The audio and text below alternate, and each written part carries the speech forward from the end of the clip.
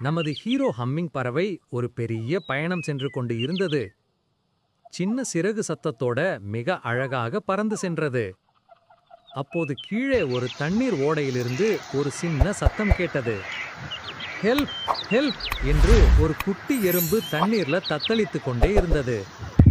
அதை பார்க்கும் தருணத்தில் நமது ஹீரோ ஹம்மிங் பறவை சொன்னது, ஐயோ பாப்பா, கவலைப்படாதே, உன்னை நான் காப்பாற்ற வர்றேன்.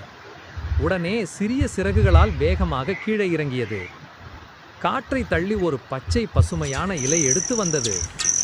அந்த இலையை தண்ணீரில் மெதுவாக விட்டதும் குட்டி எறும்பு அதன் மேல் ஏறி, பூ, நான் பத்திரமா இருக்கேன்னு மூச்சு விட்டது.